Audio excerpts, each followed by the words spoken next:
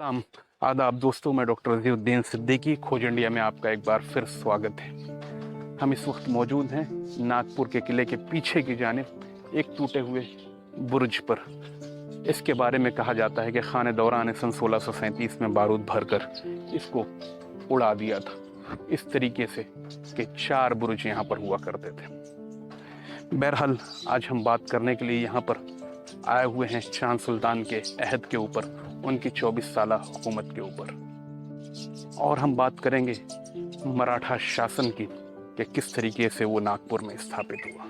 मेरी समझ में इससे बेहतर कोई जगह हो नहीं। और हम पर्दा भी उठाएंगे इस जगह के बारे में कि ये कौन सी जगह है, ये कौन सा दयार है। आइए मेरे साथ आप, ये एक मज़ार यहाँ पर मौजूद है टूटे हुए बुर्ज पर, जिन्हें हल्दी वाले बाबा की मज़ार के नाम से जाना जाता है। जैसा कि आपको पता है, सन 1702 में बख्त बुलंद शाह ने नागपुर बसाने के बाद 7 साल के शासन के बाद बख्त बुलंद शाह का इंतकाल नागपुर में ही हो जाता है। उसके बाद उनके बेटे वली शाह, अली शाह, यूसुफ शाह, मोहम्मद शाह और चांद सुल्तान होते हैं। राजगद्दी का वारिस चांद सुल्तान होता है, जो दरअसल बड़ा बेटा है बख्त बुलंद शाह का। सन 1709 से सन 1735 तक यानी 24 साल की अपनी हुकूमत में चांद सुल्तान नागपुर में 8 दरवाजे, 3 मील की वॉल कंपाउंड के अलावा एक बहुत बड़ा तालाब, जिसे जुमा तालाब कहते हैं, उसको बनवाता है।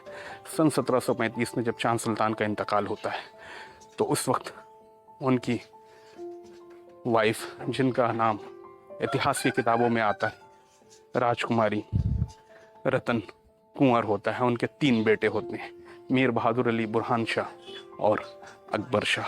मीर बहादुर अली सबसे बड़े होते हैं, उनकी उम्र 17 या 18 साल की होती है। चांद सुल्तान के इंतकाल के बाद रस्म ताजपोशी मीर बहादुर अली की होने वाली होती है। शासन इंतकाल के बाद छोटे भाई वली शाह के पास होता है। वली शाह की नीयत खराब हो जाती है। अब वो तय कर लेता है कि मीर बहादुर अली और चांद सुल्तान के परिवार को रास्ते से हटा देना।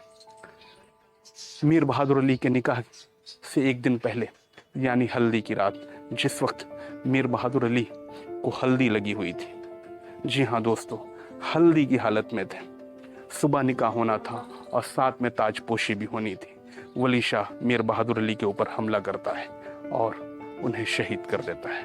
18 साल का मीर बहादुर अली वाकई बहुत बहादुर होता है, दिलेर होता है, खूबसूरत होता है, हाफिज नूर का शागिर्द होता है, उर्दू फारसी हर इल्म का माहिर होता है। उस हमले में शहीद हो जाता है, जिनको इस जगह पर दफन किया जाता है। आज लोग इन्हें हल्दी वाले बाबा के नाम से जानते हैं। दरअसल ये जो मकबरा आप देख रहे हैं, ये मीर बहादुर अली चांद सुल्तान के बेटे यानी बख्त बुलंद शाह के पोते का मकबरा है। चांद सुल्तान का शासन समाप्त होने के बाद वली शाह के द्वारा मीर बहादुर अली की हत्या के बाद रातों रात राजकुमारी रतन कुंवर अपने दोनों बच्चे यानी बुरहान शाह और अकबर शाह को लेकर यहाँ से अंबागढ़ की ओर फरार हो जाती। अंबागढ़ जो बख्त बुलंद शाह के खास सिपह सालार राजा खान पठान की रियासत हुआ करती थी, उन्होंने वहाँ पर एक मजबूत किला भी बनवाया था। कुछ दिन आराम करने के बाद राजकुमारी रतन कुंवर वहाँ से सीधा देऊर की तरफ चली जाती हैं। दोस्तों, देऊर में उस वक्त मराठा शासक वहाँ के सूबेदार रघुजी भोसले होते हैं। कुछ इतिहासकार कहते हैं कि उनकी मुलाकात भाम यानी एवध महल में ही हो जाती है। वो सारा माजरा भोसले को बताती हैं और भोसले से वली शाह के खिलाफ मदद मांगती हैं। उसके बाद क्या होता है, भोसले मदद के बारे में हामी भरता है और अपना लश्कर लेकर नागपुर की ओर आन पड़ता है। सन 1737 पाटन सांगी का मैदान, वली शाह और रघुजी भोसले में एक ज़बरदस्त भिड़ंत होती है। कहते हैं 12,000 के आसपास सिपाही वहाँ मारे जाते हैं। वली शाह को हार होती है और इस तरीके से नागपुर के आसपास भोंसले का कब्जा हो जाता है। उसके बाद पौनी, अंबागढ़, भंडारा के किलों पर रघुजी भोंसले कब्जा करते हैं और सीधा देवगढ़ की तरफ बढ़ जाते हैं। वली शाह का सिपह सालार रघुनाथ सिंह होता है। रघुनाथ सिंह वली शाह को कहता है कि रघुजी भोंसले की फौज देवगढ़ पर हमला करने के लिए आ रही है, किले से मुकाबला करने से बेहतर है कि निकलकर बाहर मुकाबला किया जाए। मुकाबला होता है, जोर का मुकाबला होता है। उसमें वली शाह की हार होती है और उसे बंदी बना लिया जाता है। इस तरीके से पूरे इलाके पर भोंसला का राज स्थापित हो जाता है।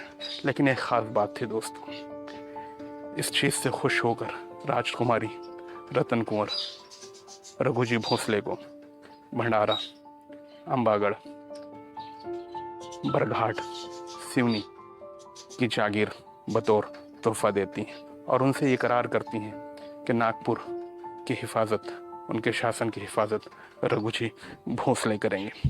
कुछ अरसा गुजरने के बाद बुरहान शाह तख्त पर काबिज हो जाता है।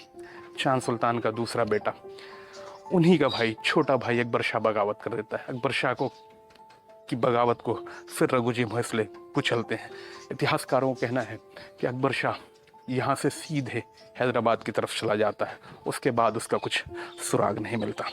बहरहाल कहने का सिर्फ ये मतलब था कि इस वाक़े के बाद अकबर शाह की भी सारी जागीर राजकुमारी रतन कुंवर भोंसला को सौंप देती है और भोंसला का पूरे इलाके पर कब्जा स्थापित हो जाता है। सन 1746 में जिस वक्त रघुजी भोंसले बंगाल के मोर्चे पर होते हैं, यहाँ पर बुरहान शाह का सिपह सालार, जो पहले वली शाह का सिपह सालार था, रघुनाथ सिंह, वो एक मशवरा देता है और चांदागढ़ के नीलकंठ के साथ मिलकर रघुजी भोंसले के खिलाफ एक साजिश करता है।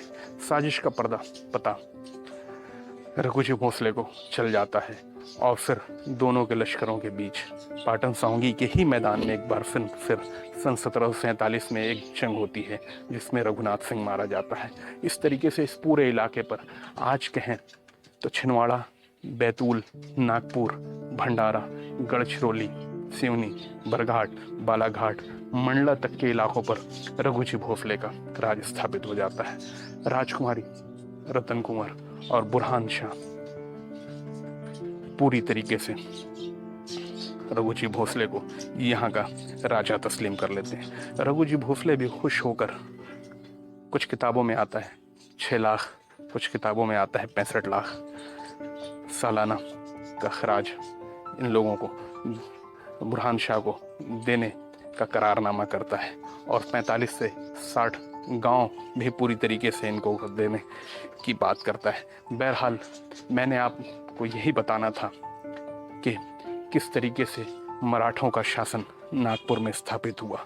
रघुजी भोंसले आला ज़र्फ़ का इंसान था, उसका ज़र्फ़ बहुत आला था दोस्तों। वो हमेशा बुरहान शाह की बहुत इज्जत करता था और कहते हैं कि किसी भी शुभ कार्य पर जाने के पहले बुरहान शाह से माथे पर ज़रूर टीका लगवाया करता था। ये प्रथा उनके राज में आज़म शाह तक चली आई। भोंसले बहुत फयाज थे, बहुत नेक थे। क्यों? क्योंकि राजकुमारी रतन कुंवर ने रघुजी भोंसले को अपना एक बेटा ही माना था, ना कि कोई मददगार। राजकुमारी रतन कुंवर की भोंसला बहुत इज्जत करते थे और उनको अपनी माँ तस्लीम करते थे। इस तरीके से आप कह सकते हैं नागपुर वो वाहिद शहर था जहाँ पर एक म्यान में 2 तलवारें थी दोस्तों, एक मराठा, दूसरे मुसलमान। 2 राजा नागपुर से राज करते थे, लेकिन प्रजा बहुत खुश थी, कभी कोई ना इत्तेफाकी नहीं थी। मैं इस वक्त जहाँ मौजूद हूँ, दरअसल ये साहिब मज़ार जो हैं मीर बहादुर अली हैं, जो चांद सुल्तान के बेटे बख्त बुलंद शाह के पोते हैं, जिनका शादी की पहली वाली रात यानी जिस रात हल्दी लगाई जाती है, इन्हीं की चचा द्वारा कत्ल किया जाता है। मैं डॉक्टर रज़ीउद्दीन सिद्दीकी हल्दी वाले बाबा यानी मीर बहादुर अली के मकबरे से खोज इंडिया नागपुर।